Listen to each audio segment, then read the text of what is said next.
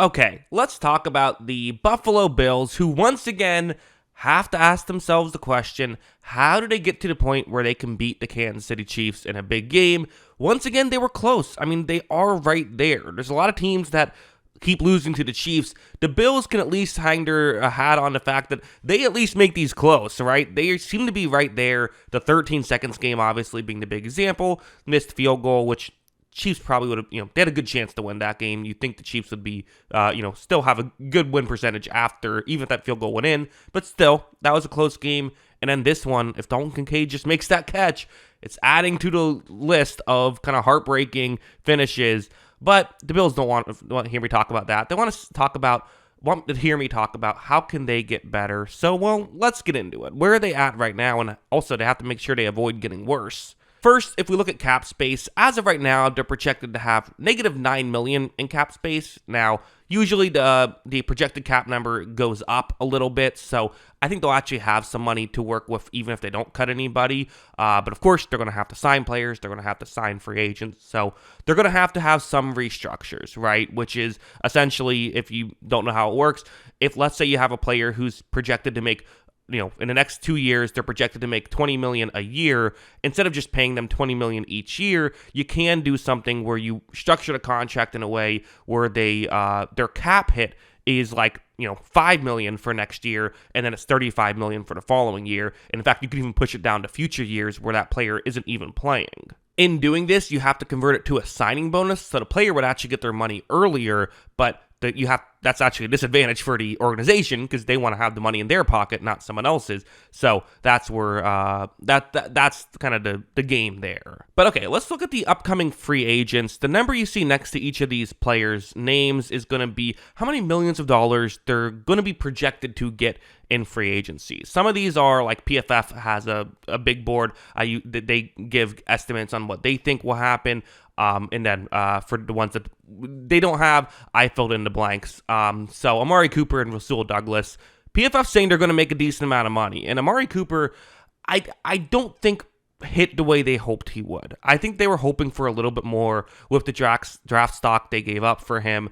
Didn't quite work out that way. I wonder if he goes somewhere else, especially for $17 million a year, which again, there's not always a ton of great receivers to hit the market, so I kind of understand it. I wonder if they just move off of him right here. And Rasul Douglas is interesting as well because he's not coming off of his best season. He's, unfortunately for him, hitting the market at the wrong time. You have to wonder, does Buffalo say, like, okay, we still trust you as a player, we'll re-sign you, we'll make things work? Or do they say, you know what, because he's certainly not a bad player even this past year, but do they say, let's completely reworkshop this? I don't know. You also have Matt Collins, who definitely, he had a huge game against the Chiefs.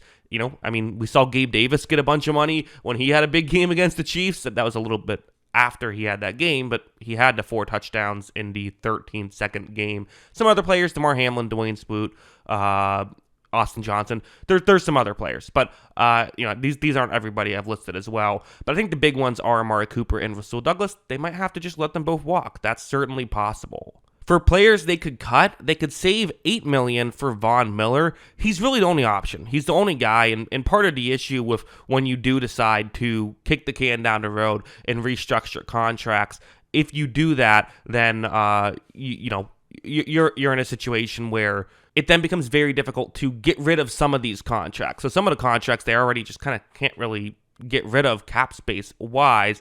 Von Miller's interesting, so I believe he would still be owed around like $13 million if they did get rid of him. But again, the question you should ask yourself is not, should we do this because we're going to have dead cap money? Essentially, you should just ask yourself, is he worth the $8 million? It's 1 year, $8 million. The other money you've paid him, you've already paid him. That's no longer a part of it. You're going to pay him that money regardless. Would you rather have him, or would you rather have the $8 million that you would save by getting rid of him? That's the question. Definitely the Von Miller contract. There's no getting around it. It was a misfire. He was coming off of that Super Bowl win with the Rams. You get why they did it, but he was not the elite edge rusher they thought they were getting when they signed that contract.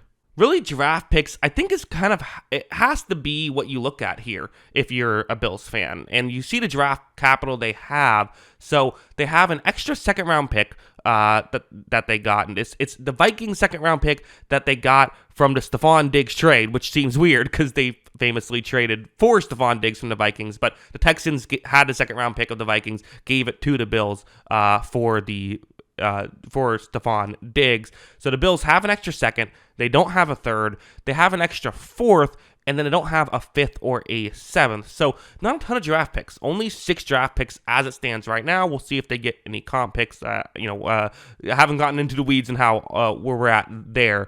But as a whole, with just 6 picks, you do have 3 picks. Now, they're not going to be premium first or second round picks because the Vikings had a very good record and made the playoffs. The Bills had a very good record and made the conference championship game. So you're looking at, I don't know, what's that going to be? Pick 30, it'll be what? Pick 30. Pick 30 is the first round pick, and then just add that plus 32, 62 for the second round pick, and then I'm not going to do the math on where the Vikings are at. But you got 3 top 60-ish picks.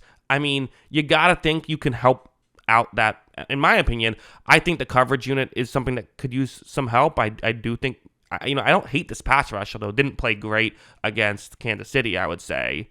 But I would say the biggest thing right here is don't panic if you're the Buffalo Bills. I think you have to be smart here. Don't do anything stupid because they do have a very good team. They are very close. And listen, Mahomes is going to win a lot of Super Bowls in this era. He's going to win a lot of conference championship games.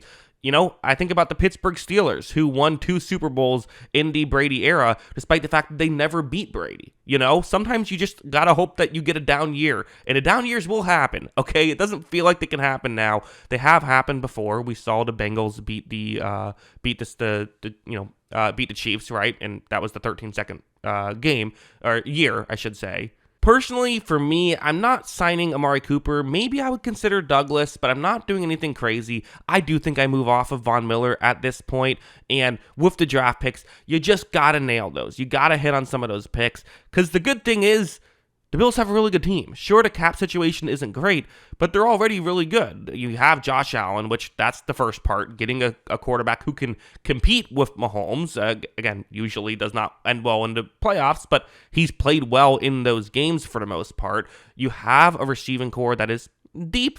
You can maybe add another guy or two, perhaps. I don't think that's crazy, but you have a really good offensive line. James Cook has established himself as a great running back, and you want to make sure you win before he has to get paid, right? So you have that situation going on. The defense needs to get better. I still kind of like the defensive line, really the front 7. I think the coverage unit has to be better. If I'm the Bills, I'm spamming defensive backs with the draft and hoping that you can make it work that way. So, yeah, where do the Bills go from here? Again, we keep asking the same question, but I think you have to just not panic and hope that at some point it will work out. But, yeah, as of right now, those are my thoughts on where the Buffalo Bills are at. It's interesting. And again, you can't help but, just similar to how when the Lions lose, you can't help but feel bad for the fans.